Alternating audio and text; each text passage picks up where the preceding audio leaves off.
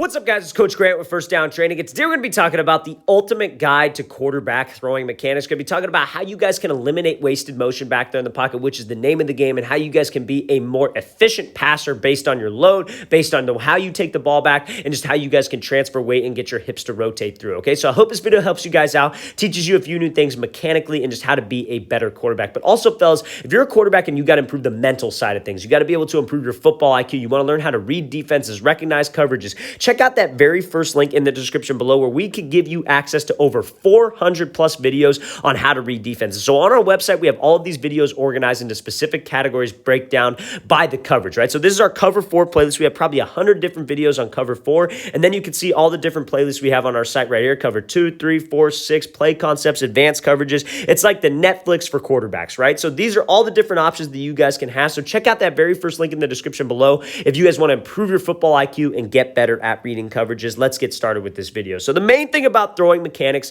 the main thing about playing the quarterback position, the name of the game is being able to eliminate wasted motion. So that's what we're going to be focusing on today. So back there in the pocket, so many quarterbacks have been taught wrong, right? They've been taught to hold the ball up by their ear. They've been taught to stand almost like a pencil and just be straight up in the pocket. Now, the problem with that is that's not efficient, number one, but two, that you're going to have to load up and you're going to have to prep yourself for each throw, and that's wasted motion, right? The level that Trevor Lawrence is playing at right now, and obviously like the Division I college level, those windows are so freaking small to be able to throw into. It's not like high school. It's not like lower division college. Everybody's fast. Everybody's the best guy on their high school team or whatever college they came from.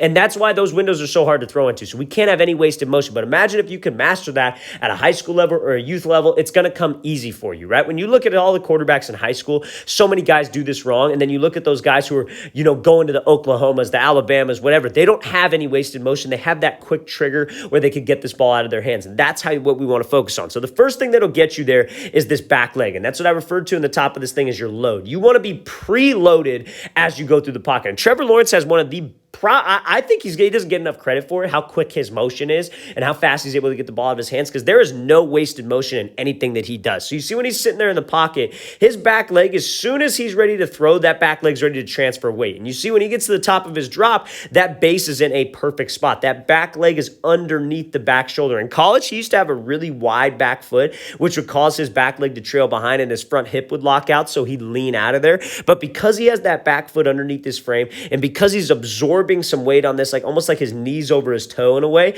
he's able to just transfer that weight no matter where he's at. It's a weight transfer that will create the front stride, that gets the hips to rotate through, that ultimately gets the ball to go through. So that's how you guys can eliminate the most wasted motion back there in the pocket. Be preloaded with your lower half. We're going to talk about the upper half as well when we get to it in a second, but that lower half is like the magic spot that we want to get to. That back leg should be under your frame. You got to absorb some weight on the back leg, so when you're in the pocket, you don't have to get to this spot. What so many quarterbacks will do is they'll be right here, but they'll be standing super tall, and then they have to load up to get to that spot. They have to dip down to get to that like base or get to that load specific spot. And the problem with that is it's wasted motion. I don't need that. I can be preloaded in the pocket. I can have my weight back here to where I can just transfer on a dime, no matter where I'm at, whether I'm moving backwards, whether I'm stepping up, or whether I'm just sitting in the pocket like this, like sitting in a phone booth, and I can just transfer my weight to get my hips through. It's a great job there by Lawrence, getting this ball out fast, no wasted motion. That's the number one key. Reason being, so the ball doesn't get picked off because we're not late on the throw. We can be on time and get the ball to my playmakers, because that's the number one goal. And so I don't get my head taken off, because so many guys have that long wind up there. They sit down, they drift onto the back leg, and then they're going to get their head taken off. They might get the throw off, but again, take away all that wasted motion, and that will kind of save your life and save you from taking some unnecessary shots. Watch the thing again, full speed one more time.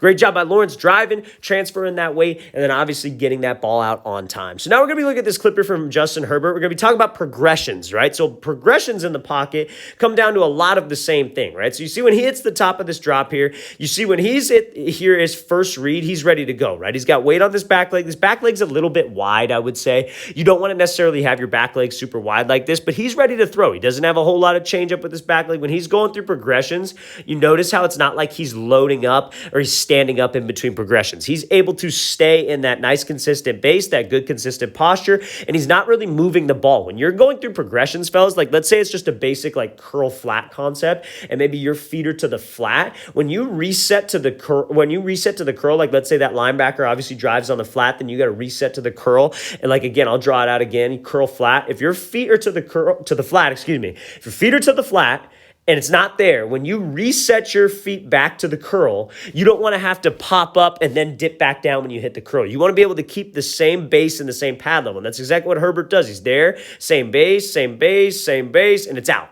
And you see how quick he's able to transfer that weight. That weight stays on the back leg. That front leg is nice and light because we got to be able to have some kind of weight on the back leg to transfer to the front leg. But that's what it comes down to, getting the ball out of your hands fast, because see how tight these windows are, right? Those windows have no room for error. It's no margin for error. Everything, if you're late on the ball, it's picked, it's going the other way, especially at the level that these guys are playing at, right? But again, in high school, if you could be on time like this, and because the game's a little bit slower, you could really do some damage, especially in youth ball too. But any level that's not Division I college ball and NFL ball, you could probably do a whole lot of damage by getting rid of the wasted motion. When you're younger, you could get away with loading up, dipping down, because again, everybody's just slow out there, right? As a quarterback, we should be able to beat them with the ball every single time. A lot of it's more of just athleticism based and arm strength based and just being able to put the ball in a good spot. But when you guys get to that next level where everybody's good, everybody's fast, everybody was the best guy on their team, that's when all these details kind of matter, and you want to get in these good habits because that's what can stand out on film for you. So that's a great job going through this progression as Herbert,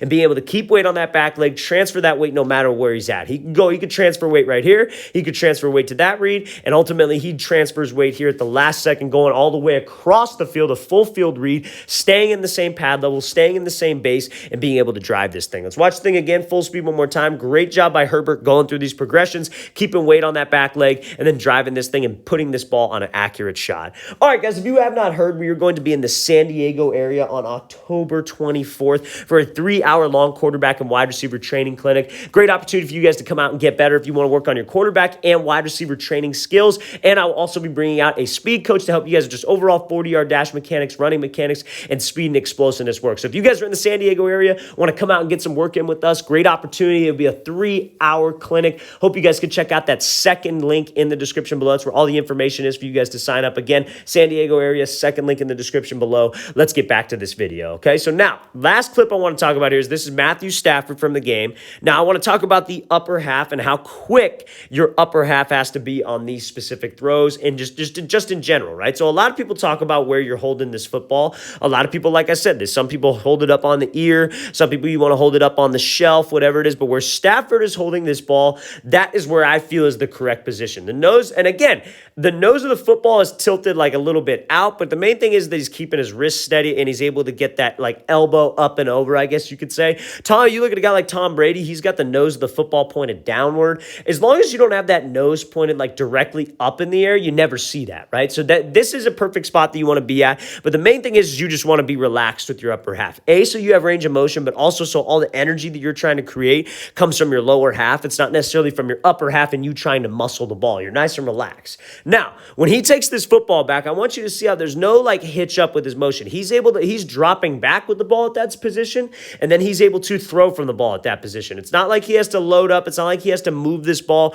back to his pec. Where you guys drop back with the football is where you guys should throw the football from. Now, if you're a guy and again, you don't want to drop back to holding the ball up by your ear like that, but I would rather have that. You look at a guy like Peyton Manning, one of the quickest releases of all time. Maybe didn't throw the prettiest ball of all time, but he got the ball out fast. He's one of the greatest quarterbacks of all time, and he was one of the smartest players with the ball. Didn't throw a whole lot of picks, was always efficient with the ball. And when he would drop back, he'd hold that thing high because he knew that the wasted motion from holding it down here, then lifting it up to the ear, that takes too much dang time. And when you're going up against the fastest guys in the world, you can't be doing that. Now, again, if you're a high school youth guy, and let's say, oh, well, that doesn't apply to me because I'm not playing with some of the fastest guys in the world. Maybe the league I'm at, maybe the game moves slow for me. On film, college coaches want to see that. Maybe they don't know exactly what we're trying to dissect here. Maybe they don't know exactly like the terminology, the mechanics of it, because maybe a lot of the guys who watch your tape sometimes are not even freaking quarterback coaches. A lot of them, you'll get a recruiting coordinator that comes out to your area, and maybe he's an offensive line guy, but he's just trying to see if you have it. And